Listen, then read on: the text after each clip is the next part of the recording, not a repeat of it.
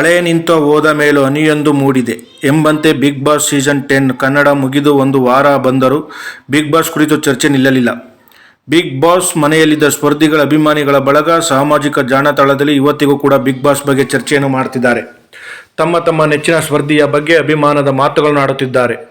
ಇನ್ನು ಸಾಮಾಜಿಕ ಜಾಲತಾಣದಲ್ಲಿ ಇಷ್ಟೊಂದು ಚರ್ಚೆ ನಡೆಯುತ್ತಿರುವಾಗ ಆ ಮನೆಯಲ್ಲಿ ಇದ್ದು 112 ದಿನ ಬದುಕಿ ಪ್ರತಿಷ್ಠೆಯಾಗಿ ಕಣವಾಗಿ ಸ್ವೀಕರಿಸಿದ ಸ್ಪರ್ಧಿಗಳು ಆ ಅನುಭವ ಹಾಗೂ ಆ ದಿನಗಳು ಹೇಗೆ ತಾನೇ ಮರೆಯಲು ಸಾಧ್ಯ?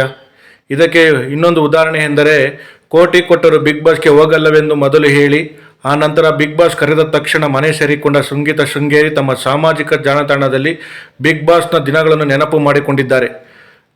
ನಮ್ಮ ಬಿಗ್ ಬಾಸ್ ನೀವೇ ಎಂದು ಅಭಿನಯ ಚಕ್ರವರ್ತಿ ಕಿಚ್ಚ ಸುದೀಪ್ ಅವರನ್ನು ಬಾಯಿ ತುಂಬ ಹೊಗಳಿದ್ದಾರೆ. ನಿಮ್ಮೆಲ್ಲರ ಪ್ರೀತಿಯ ಕಿಚ್ಚನಿಗೆ ನಾನೆಂದಿಗೂ ಆಭಾರಿ.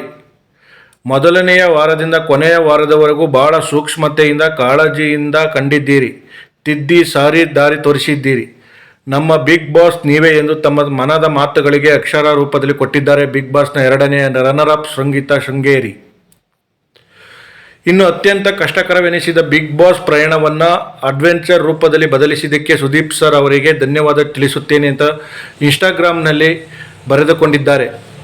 ಬಿಗ್ ಬಾಸ್ ಗ್ರ್ಯಾಂಡ್ ಫೈನಲ್ ಸಮಯದಲ್ಲಿ ಕಿಚ್ಚನ ಜೊತೆ ಕಳೆದ ಕೆಲ ಅವಿಕ್ಷಣ ಕ್ಷಣಗಳನ್ನು ನೆನೆಸಿಕೊಂಡಿದ್ದಾರೆ. ಗ್ರ್ಯಾಂಡ್ ಫೈನಲ್ಗೆ ತೆರೆ ಬೀಳುತ್ತಿದ್ದಕ್ಕಿಂತ ಮುನ್ನ ಬಿಗ್ ಬಾಸ್ ಪ್ರಶಸ್ತಿ ಎತ್ತಿ ಹಿಡಿಯೋದು ನಾನೇ ಎಂಬ ಆತ್ಮವಿಶ್ವಾಸದಲ್ಲಿ ಸಂಗೀತ ಶೃಂಗೇರಿ ಇದ್ದರು. ವಿನಯ್, ಕಾರ್ತಿಕ್, ಡ್ರೋನ್ ಪ್ರತಾಪ್ ಎಲ್ಲರನ್ನೂ ಹಿಂದಿಕ್ಕಿ ಪ್ರಶಸ್ತಿಯನ್ನು ಮುಡಿಗೇರಿಸಿಕೊಳ್ಳುವ ಕನಸನ್ನು ಕೂಡ ಸಂಗೀತ ಕಂಡಿದ್ದರು. ಆದರೆ ದುರಾದೃಷ್ಟ, ಸಂಗೀತ ಶೃಂಗೇರಿ 2ನೇ ರನ್ನರ್ ಅಪ್ ಆದರು. ಪ್ರಶಸ್ತಿಯೇ ಇಲ್ಲದೆ ಮನೆಗೆ ಬಂದರು. ಆ ನಂತರ ಸಾಮಾಜಿಕ ಜಾಲತಾಣದಲ್ಲಿ ಪ್ರತ್ಯಕ್ಷವಾಗಿದ್ದ ಸಂಗೀತ ಬಿಗ್ ಬಾಸ್ ಮನೆಯಲ್ಲಿದ್ದಾಗ ಪ್ರೀತಿ ತೋರಿಸಿ ಹಾರೈಸಿದ ಸಮಸ್ತ ಅಭಿಮಾನಿಗಳಿಗೆ ಧನ್ಯವಾದ ಹೇಳಿದರು ಸಂಗೀತ ಶೃಂಗೇರಿ.